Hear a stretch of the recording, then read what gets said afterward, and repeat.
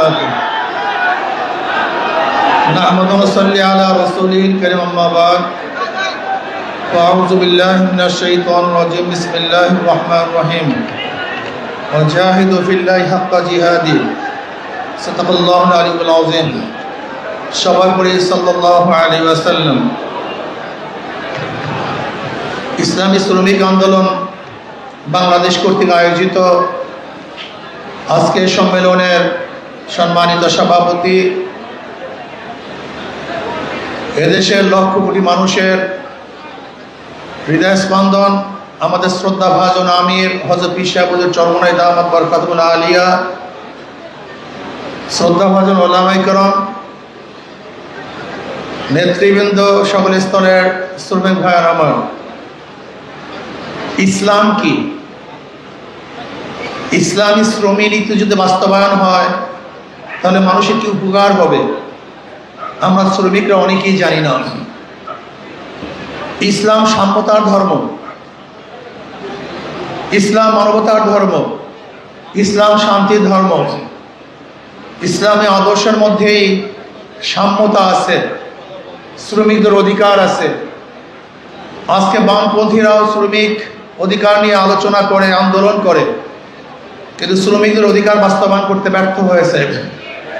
যদি ইসলামী শ্রমিক নীতি বাস্তবায়ন হয় তাহলে শ্রমিকদের অধিকার অবশ্যই বাস্তবায়ন হবে। আমরা শ্রমিক মালিকদের মধ্যে শত্রুতা সৃষ্টি করি। শ্রমিক মালিকদের মধ্যে শত্রুতা সৃষ্টি করার মাধ্যমে শ্রম নীতি বাস্তবায়ন হবে না, বরং বন্ধুত্ব সৃষ্টি করার মাধ্যমে শ্রম নীতি বাস্তবায়ন করা সম্ভব। কোন শ্রমিকদের উপরে কোনো মালিক যদি জুলুম করে অবশ্যই সম্মিলিতভাবে তা আমরা প্রতিহত করব। আবার শ্রমিকরাও যদি মালিকদের কাজে ফাঁকি দেয় আমরা সম্মিলিতভাবে তাকে নসিহাত করব। যখন জীবীরা শ্রম দিবে, মালিক তাদের ন্যায্য অধিকার প্রতিষ্ঠিত করবে, অর্থ দিবে, তাহলে সুন্দর একটা সমাজ গঠন হওয়া সম্ভব। কিন্তু আমরা কি করি? মালিক এবং শ্রমিকদের মধ্যে শত্রুতা সৃষ্টি করি, এর মাধ্যমে শ্রম নীতি বাস্তবায়ন হওয়া সম্ভব না।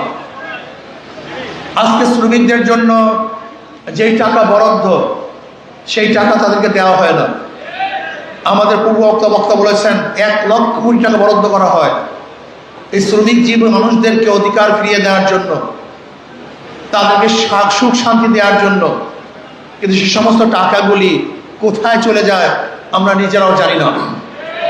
আমরা চাই বাংলাদেশের প্রত্যেকটা শ্রমিক তারা পেট পুড়ে খাবে, তারা ভালো বস্ত্র পরিধান করবে, ভালো ঘরে থাকবে, তাদের মুখে হাসি থাকবে, তাদের বাচ্চাদের চেহারার মধ্যে হাসি থাকবে, তাদের স্ত্রীদের চেহারার মধ্যে হাসি থাকবে, তারা স্বাচ্ছন্দ্যে জীবন যাপন করবে। এরকম শ্রমিক নীতি আমরা বাস্তবায়ন করতে চাই। আমরা কি চাই? আমরা চাই বাংলাদেশকে এমন এক রাষ্ট্র গঠন করতে যেখানে হাসবো সবাই সম্মিলিতভাবে একই সাথে হাসবো, কাঁদবো সবাই একই সাথে কাঁদবো, খাবো সবাই একই সাথে খাবো, আমরা ভালো থাকবো সবাই একই সাথে ভালো থাকবো। কেউ গাছতলায়, কেউ 100 তলায়, এই ব্যবধান আমরা চাই না। কেউ হাজারো বস্ত্র পরিধান করবে আর কেউ বস্ত্রহীন থাকবে, এই সমাজ আমরা চাই না। কারো রাস্তার কারণে হাজার ধরনের খাদ্য থাকবে আর বাংলাদেশের মানুষ ওই ডাস্টবিনে কাক এবং কুকুরের সাথে খাদ্যের জন্য লড়াই করবে, এই রাষ্ট্র আমরা চাই না। কারোর সুটকেসের মধ্যে হাজার ধরনের বস্ত্র থাকবে আর বাংলাদেশের হাজার মানুষ বিবস্ত্র অবস্থায় রাস্তায় ঘুরবে, এই আইন আমরা চাই না। আমরা চাই না আমাদের বাংলাদেশের কোনো মানুষ গাছতলায় আকাশের নিচে থাকবে, এরকম বাংলাদেশ আমরা চাই না। আমরা চাই বাংলাদেশের সমস্ত মানুষ ভালো থাকবে, ভালো খাবে, ভালো পড়বে, ভালো চিকিৎসা করবে, ভালো শিখবে, এরকম রাষ্ট্র আমরা গঠন করতে চাই। আর সেই রাষ্ট্র গঠন করার জন্য প্রয়োজন হলো ইসলাম হুকুমত। ইসলামের হুকুমতের বাইরে আসলে কেউ কাউকে মর্যাদা দিতে পারে না। আগামী এক যুদ্ধ আসতেছে, নির্বাচনী যুদ্ধ। আগামী যুদ্ধের মধ্যে কি হবে? কাদের সাথে যুদ্ধ করবেন? ইসলামের পক্ষে শক্তি, ইসলামের বিপক্ষের শক্তি। ভারতের বিপক্ষের শক্তি, ভারতের পক্ষের শক্তির সাথে একটা যুদ্ধ শুরু হবে। আমি বিশ্বাস করি সেই যুদ্ধে ইসলামের পক্ষে শক্তি বিজয় অর্জন করবে, দেশের পক্ষে শক্তি বিজয় অর্জন করবে, এবং বিদেশের যারা দালালি করে তারা অবশ্যই পর্যস্ত হবে ইনশাআল্লাহ। সেই যুদ্ধের মধ্যে আমরা অংশগ্রহণ করব। সেই যুদ্ধ শুরু হয়ে গেছে।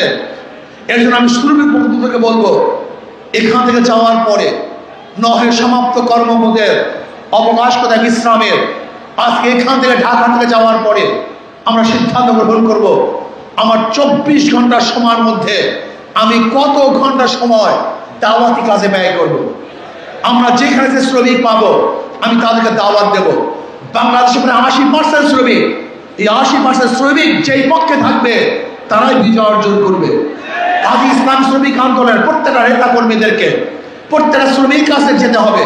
যে যেখানে শ্রমিক আছে, রাত্রে দিনে সাজে সজ্জায় সব সময় আমরা তাদের কাছে যাব, গিয়ে বলবো, ভাই ইসলাম যদি ক্ষমতা আসে এই উপকার হবে, তোমার উপকার হবে, তোমার স্ত্রীর উপকার হবে, তোমার সন্তানের উপকার হবে, তোমার ভাইয়ের উপকার হবে, সবার উপকার হবে, সমস্ত মানুষ শান্তিতে বসবাস করতে পারবে। যদি আমরা শ্রমিককে বুঝাতে পারি, আমি বিশ্বাস করি আজকে এখানে যারা উপস্থিত হয়েছেন, আজকে সরওয়ার্দী উদ্যানে যারা উপস্থিত হয়েছেন, এই কয়েকজন কর্মীরা যদি শপথ গ্রহণ করেন, আগামী ইনশাআল্লাহ শ্রমিকদের 80% ভোট আমরা ইসলামের পক্ষে নিয়ে আসবো, হাত পাখার পক্ষে নিয়ে আসবো। তারা সম্ভব কি সম্ভব না? অবশ্যই সম্ভব। আজকে আপনাকে আমাকে সে যুদ্ধ অবতীর্ণ হতে হবে, সে যুদ্ধে বিজয় অর্জন করতে হবে। এবছর আমরা যুদ্ধ নামবো শুধু যুদ্ধ করার জন্য নয়, এই বছর হাত পাখা যুদ্ধে নামবে বিজয় অর্জন করার জন্য ইনশাআল্লাহ।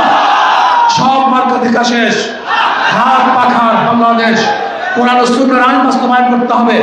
এর জন্য শ্রমিক বন্ধুদেরকে বলবো, আসুন আমরা শপথ গ্রহণ করি, অবশ্যই অবশ্যই আমরা কাজ করব, দাওয়াত দিব, সমস্ত শ্রমিকদের কাছে কাছে যাব এবং বলবো হাত পাখা শান্তির প্রতীক, হাত পাখা মুক্তির প্রতীক, হাত পাখা মুক্তির প্রতীক। যদি হাত পাখা বিজয় হয়, এই শ্রমজীবী মানুষ বিজয় হবে, এই বাংলাদেশ বিজয় হবে। রাজি আছেন ইনশাআল্লাহ? অন্তর্বর্তী সরকারকে বলবো, আপনি যে পদক্ষেপ গ্রহণ করতেছেন, আজকে বাংলাদেশকে বিভক্তি করতেছেন, আজকে যাদেরকে বিচারের আওতায় আনা উচিত ছিল তাদেরকে বিচারের আওতায় না এনে আপনি আমাদের এক বিশাল গোষ্ঠীর সাথে প্রতিপক্ষ সৃষ্টি করেছেন। আমার মনে হয় এটা আমাদের জন্য কল্যাণকর হবে না। এর জন্য হুঁশ করে কাজ করতে হবে, হুঁশ করে কাজ করতে হবে। আমি বাংলাদেশের অবস্থা খুব ভালো দেখছি না।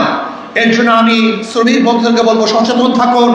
যখন যেই সময় ডাক দেওয়া হবে রাস্তায় ঝাঁপিয়ে পড়বে ইনশাআল্লাহ। কাজী আগামীতে ইসলাম হুকুমাত হোক, ইসলামী আন্দোলন বাংলাদেশ হাত পাখা বিজয় হোক। আল্লাহ আমাকে এবং আমাদের সবাইকে একই সাথে কাজ করার তৌফিক দান করেন। ওয়া মা আলাইনা ইল্লাল বালাগ।